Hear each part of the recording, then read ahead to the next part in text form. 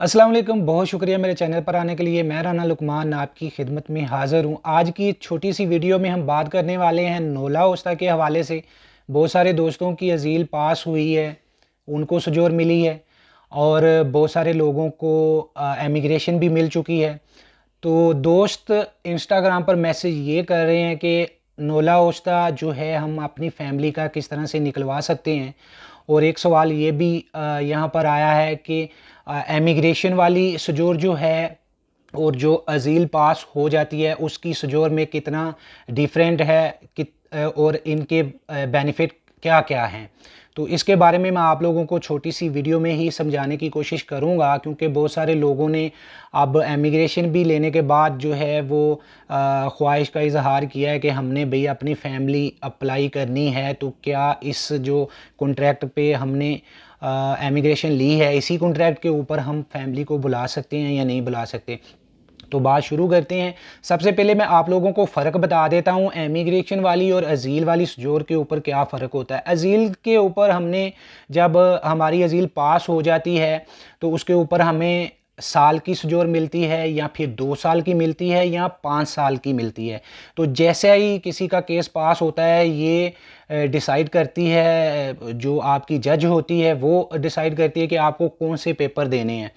वो आपको 5 साल वाले अगर देते हैं पेपर तो उसका अलहदा एक प्रोसीजर होता है फैमिली बुलाने का, और अगर आपके पास 2 साल वाली है तो उसका अलहदा होता है। तो ये मैं अज़ील वाली का पहले आपको बता देता हूँ।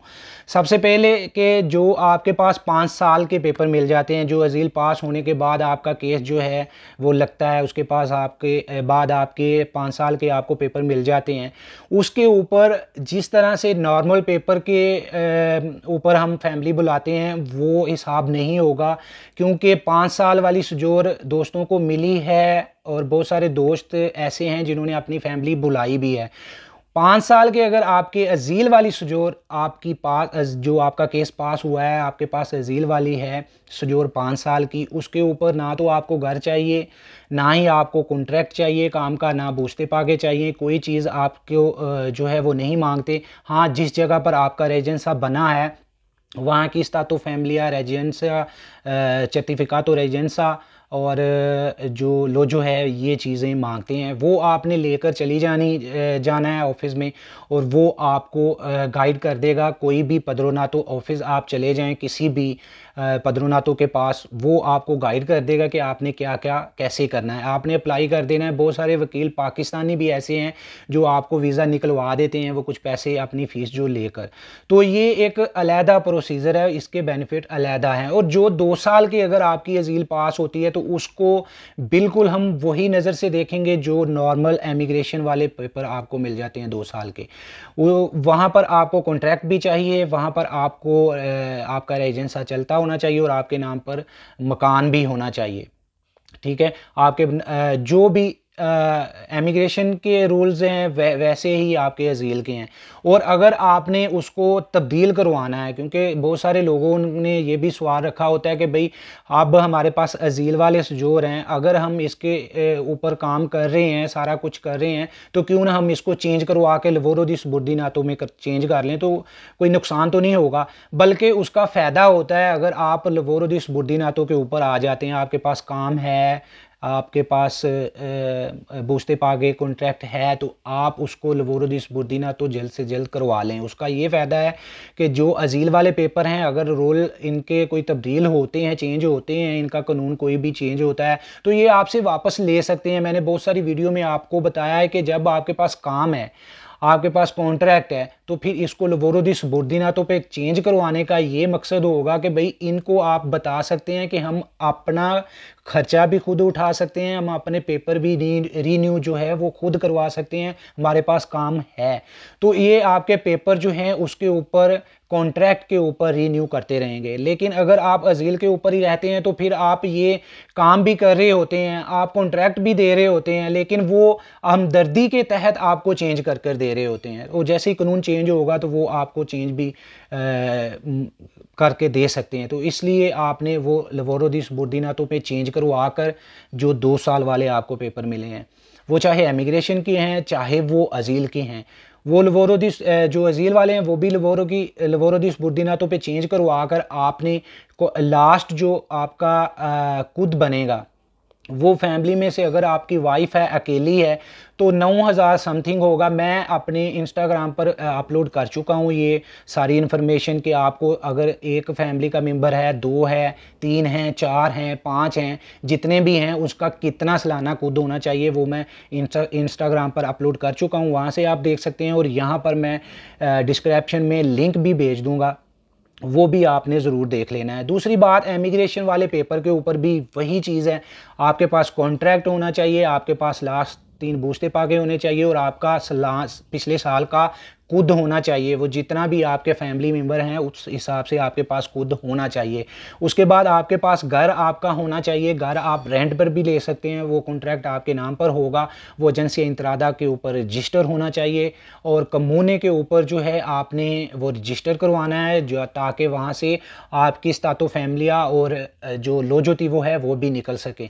लोजोती वो होती है जिसके ऊपर आपको बताया जाता है कि आपका कितना घर है और कितनी रेजिडेंसी की गुंजाइश है। और स्तातो की फैमिलिया जो है, स्तातो फैमिलिया सर्टिफिकातो रेजिडेंसा जो होता है वो आपने तब निकलवाना होता है जब आपको चाहिए होता है कि आपके घर में कितनी मेंबर रह रहे हैं, तो उसके ऊपर वो लिखा होता है। तो मार्का ही बोलो 16 यूरो की लगती है, वो निकल आता है। ये दोनों चीज़ें अलहदा हैं। अगर आपने फैमिली अप्लाई करनी है तब आपको स्तातो फैमिलिया भी निकलवानी पड़ेगी और साथ में लोजोती वो भी निकलवानी पड़ेगी। तो घर आपका होना चाहिए, उसके बाद कॉन्ट्रैक्ट होना चाहिए और उसके बाद आपका सालाना कुद जो है वो जितने भी फैमिली मेम्बर हैं वो उस हिसाब से होना चाहिए। तो लास्ट कुद साथ आपका लगना चाहिए। अगर आपका सवाल ये बनता है कि भाई आपने जो इमिग्रेशन कॉन्ट्रैक्ट किया था उसके ऊपर आपने ये सजोर ले ली है, अब इसके ऊपर ही हम अप्लाई कर दें कॉन्ट्रैक्ट को कटाए बिना, तो वहाँ पर भी आप अप्लाई कर सकते हैं क्योंकि आपका कॉन्ट्रैक्ट चल रहा है, आपका खुद भी बन गया होगा। अब पिछले साल का वो खुद आपने देखना है कि आपकी फैमिली जितनी है आप उस हिसाब से जो उनकी रिक्वायरमेंट है वो उसके हिसाब से आपका खुद अगर बनता है तो वो खुद आपने निकलवा लेना है। अपने बॉस से आपने कहना है, वो खुद निकाल देगा, लास्ट 3 बूस्ते पाके निकाल देगा और आपका रेजिडेंसा जो है वो जहाँ पर चल रहा है वहीं पर चलता रहने दें। आप नए घर का जो है वो कॉन्ट्रैक्ट करवाएं, अपना नया घर लें, रेंट पर ले लें, उसके ऊपर आप अपना फैमिली अप्लाई कर दें।